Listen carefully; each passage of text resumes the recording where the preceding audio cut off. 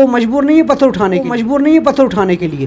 क्या वो मजबूर नहीं है बंदूक उठाने के लिए? पढ़े लिखे नौजवान है जो मेरे जैसे एजुकेटेड है, क्या हमें सुइयाँ चलानी पड़ेगी, दर्जी का काम करना पड़ेगा? नौजवान कारोबार चाहता है, बिजनेस चाहता है, अर्निंग चाहता है, जॉब चाहता है। जब आप उसको ये नहीं दे सकते तो वो मजबूर नहीं है पत्थर उठाने के लिए?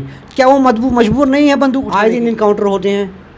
पिछली गवर्नमेंटों ने जब पैलेट चलाए हमारे जवानों पर, क्या वो भूल जाएंगे हम? वो ज़ख्म हम भूल जाएंगे? जवान है जो मेरे जैसे एजुकेटेड है, क्या हमें सुइयाँ चलानी पड़ेगी, दर्जी का काम करना पड़ेगा? आप मुझे बताइए। मोदी साहब बोलते हैं एजुकेटेड लोग पकौड़े बेचें। क्या हमें पढ़ लिख कर पकौड़े बेचने हैं? हमारे माँ बाप ने हमें पढ़ाया था बड़े शौक़ से कि ये बड़े होकर कोई ऑफिसर बनेंगे। क्या हमें पकौड़े बेचने हैं? हमें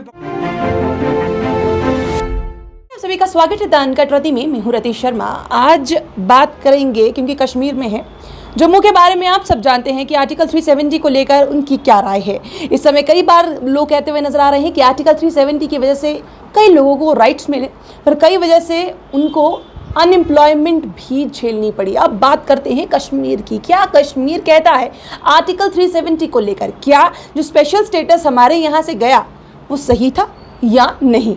आज वो जानते हैं। खान साहब इस समय मेरे साथ में मौजूद हैं। सर, पहले तो आपका बहुत बहुत स्वागत है। Thank you ma'am. सदी खान साहब, आपसे एक सबसे बड़ा सवाल जो आजकल का मतलब कहते हैं ज़रूरत भी है और नहीं भी, स्पेशल स्टेटस आर्टिकल 370 देता था।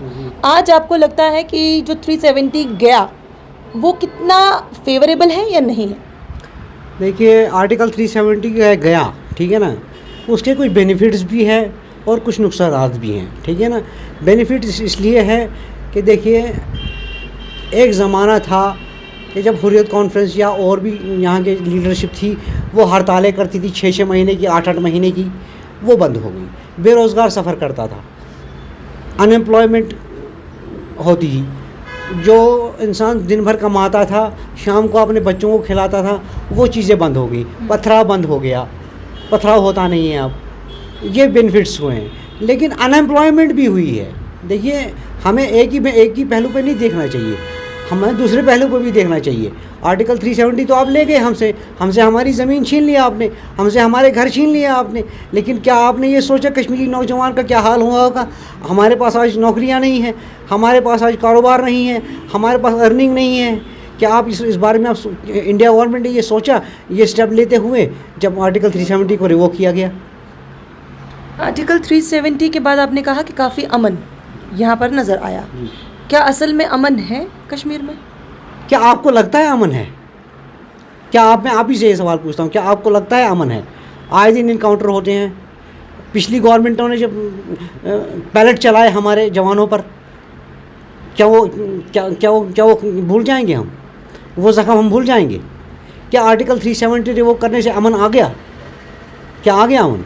आर्टिकल 370 रिवोक करने से अमन नहीं आया है। हाँ, इतना हुआ है कि जो हड़तालें हुआ करती थी, पथराव हुआ करता था, जो इंजरी हुआ करती थी, वो बंद हो गई। बाकी सब कुछ वैसे ही चल रहा है। मेन चीज़ उन्होंने कहा था कि जब आर्टिकल 370 हटाएंगे, यहाँ पर सबसे ज़्यादा लोगों को मिलेगा रोज़गार, जो आपने कहा कि नहीं मिला। जी नहीं मिला। इसके अलावा अगर बात की जाए हुर्रियत की, हुर्रियत अब अभी भी उसी जगह पर स्टैंड करती है या अब हुर्रियत स्टैंड नहीं करती? कहीं भी हुर्रियत नज़र नहीं आती। किस तरह से लगता है? देखिए, हुर्रियत कॉन्फ्रेंस तो कहीं नहीं है आज। क्या हो भी या नहीं भी हो, हुर्रियत कॉन्फ्रेंस तो अब ख़त्म हो गई, ठीक है ना। जो भी थे वो सारे जेल में हैं और बेहतर यही है कि उनको जेल में ही रखा जाए, ठीक है ना। लेकिन अनएम्प्लॉयमेंट ख़त्म हुई? क्या करप्शन ख़त्म हुआ? आज आप किसी भी ऑफिस में जाइए। बीजेपी ने तो कहा था कि हमारी सरकार आएगी तो करप्शन खत्म हो जाएगा। बीजेपी का तो ये जुमला था। बीजेपी ने तो ये भी बोला था 2014 में, आप हमें वोट दीजिए, 15 लाख अकाउंट में आएंगे। मेरे अकाउंट में 15 लाख नहीं आए। किसके अकाउंट में 15 लाख आए? आपने तो ये बोला था हम स्मार्ट सिटी बनाएंगे। कौन सी स्मार्ट सिटी बना लिया आपने? आपने तो बोला था हम क्या बोलते हैं, हम कश्मीर को लंदन बना देंगे। कौन सा लंदन बनाया आपने कश्मीर को?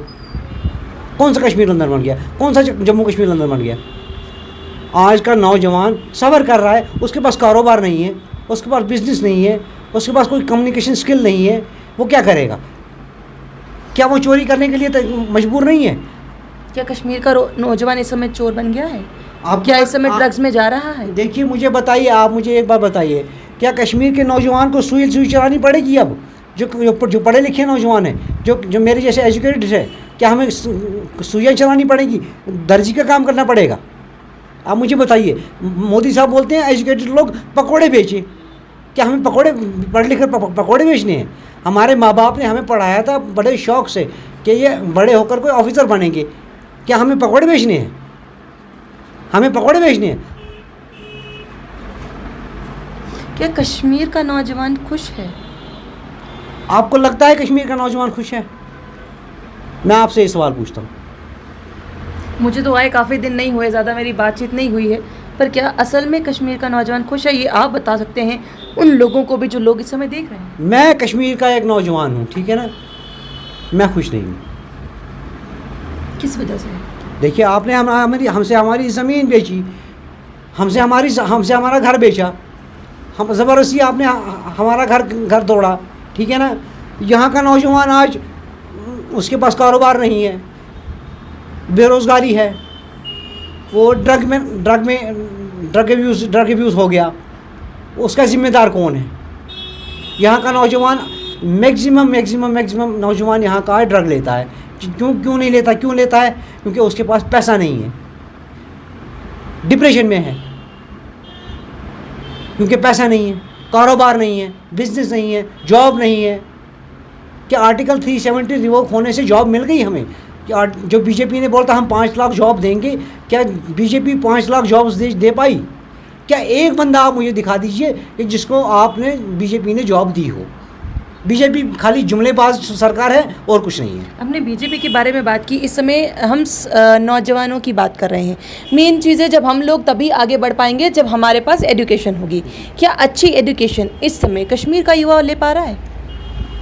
मुझे तो नहीं लगता है कि कश्मीर का युवा आज के दौर में अच्छी एजुकेशन ले पा रहा है। वो क्यों नहीं ले पा रहा है? आपको पता है कि स्कूलों की हालत क्या है? गवर्नमेंट स्कूल है ही नहीं कहीं, अगर हैं भी कहीं इक्का दुक्का, उनकी हालत में आपको दिखा दे, आप जाके देख लीजिए। प्राइवेट स्कूल आज के पेरेंट्स अफोर्ड नहीं कर पाते हैं, 3-3 हज़ार रुपये फ़ीस है बच्चों की। तो आज कौन सा फ्यूचर दे रहे हैं आप? फिर मैं जानना चाहती हूँ, अगर इतनी परेशानियां हैं तो आर्टिकल 370 हटने के बाद क्या चेंजेस फिर आपको लगता है कि यहाँ पे नज़र आ गई? बस यही 2 चेंजेस मुझे नजर आई हैं। एक हड़तालें ख़त्म हुई है, एजिटेशन ख़त्म हुई है, अनरेस्ट ख़त्म हुआ है और पथराव ख़त्म हुआ है। बाकी और कुछ ख़त्म नहीं हुआ है। बाकी सब वैसे के वैसे ही चल रहा है जैसे चल रहा था पहले भी, उससे ज़्यादा ही बढ़ा है। मुझे लगता है जब से उससे आर्टिकल 370 के बाद आर्टिकल उससे ज़्यादा ही बढ़ा है। क्या आज का नौजवान अब चाहता है कि वो रोज़गार में जाए या आज भी पकड़ ले, कोई भी गन पकड़ ले या किसी के साथ चल पड़े?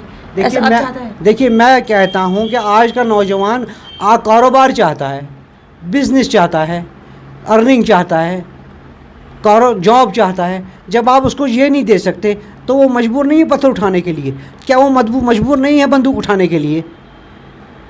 जब उसको कुछ नहीं मिलेगा, जब शाम को वो घर जाएगा, जिसकी 2 बेटियां होंगी, 3 बेटियां होंगी, 2-4 बच्चे होंगे, सुबह वो घर से निकलता है कारोबार के लिए, अपने मजदूरी के लिए, उसे मजदूरी भी नहीं मिले, जब वो शाम को घर जाएगा उसके बच्चे उसे ये नहीं बोलेंगे कि पापा आपने हमारे लिए चॉकलेट लाई नहीं लाई? क्या वो मजबूर नहीं है बंदूक उठाने के लिए? आर्टिकल 370 रिवोक करने से आपको मिला क्या मिला? आपको यूटी बनाने से क्या मिला? लगता है स्टेटहुड वापस आ जाएगी। देखिए, ये तो मैं नहीं कह सकता स्टेटहुड वापस आएगा। ये तो सारे देखिए, जम्मू कश्मीर के नौजवान को चाहिए, जम्मू कश्मीर के नौजवान को तो स्टेटहुड चाहिए, ज़रूरी चाहिए। यहाँ की गवर्नमेंट, यहाँ की जो रीजनल पार्टी हैं, उन्होंने गुपकार डिक्लेरेशन बनाई। किस लिए बनाई? कि हम आपको आर्टिकल 370 वापस ला के देंगे। तो इट्स नॉट पॉसिबल, क्योंकि उसके लिए 2/3 मेजॉरिटी पार्लियामेंट में होनी चाहिए, जिससे आर्टिकल 370 वापस आ सकता है। ये जुमलेबाजी यहाँ नहीं चलेगी और कश्मीरियों को ये पता है। कश्मीरियों को सब पता है, कश्मीरियों को पता चल रहा है कि उनके साथ में गलत हो रहा है इस सेंस में कि सिर्फ ये कश्मीर के साथ नहीं हो रहा है, ये जम्मू के साथ भी हो रहा है। बात हुई थी डेवलपमेंट की, बात हुई थी नौकरियों की कि हम आपको नौकरियां देंगे, बात हुई थी कि हम आपको आगे लेकर जाएंगे। पर आज चाहे जम्मू की बात हो या कश्मीर की बात हो, नौकरियां दोनों साइड नहीं हैं। दोनों ही बच्चे आज भी सड़कों पर हैं और सबसे बड़ी बात ये है कि आज भी परेशान हैं कि हम किसका दरवाज़ा खटखटा लें और ये पूछने की कोशिश करें कि हम लोग कहाँ जाएं। डेवलपमेंट देखते हैं, कहाँ आपको डेवलपमेंट नज़र आ रही है? आपको कहीं डेवलपमेंट नज़र आ रही है? कहीं नहीं। कल तक जम्मू वाले जो आर्टिकल 370 का सपोर्ट करते थे, आज वो जम्मू वाले बोल रहे हैं हमें अलग छोड़ दो। आप बोल रहे हैं ना, जम्मू वाले आप देख लीजिए, आप जम्मू वाले बोल रहे हैं आर्टिकल 370 वापस दे दो हमें। जो सिलेंडर 420 रुपये का था, आज वो 1200 रुपये का है। जो पीमारक तेल क्या बोलते हैं 100 रुपये का था, वो 220 रुपये का है। दालों की कीमत कहाँ पहुँच गई, जीडीपी कहाँ पहुँच गई, महंगाई कहाँ पहुँच गई। इस पर कोई बात ही नहीं, इस पर कोई बात नहीं करेगा। अगर हम कोई बात करेंगे तो हमें बोला जाएगा जाइए पाकिस्तान से पूछिए। क्या हम पाकिस्तान में रहते हैं?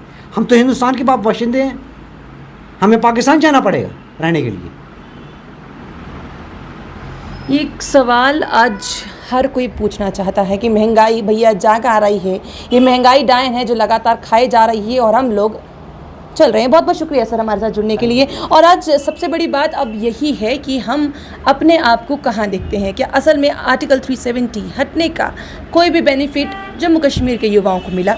जिस पर बात की गई थी नौकरियाँ दी जाएंगी, कई बार बोला गया है, चाहे पार्लियामेंट की तरफ से हो या फिर यहाँ की असेंबली की तरफ से। सबसे बड़ी बात, अलग अलग जब गवर्नर आए, लेफ्टिनेंट गवर्नर आए, तब उन्होंने भी अपने साथ साथ सौगातें लाई कि हम ये नौकरियां देंगे, 25,000, 5 लाख, ये या वो। बट अभी तक ऐसी कोई भी बात जो है असल में नज़र नहीं आ रही है।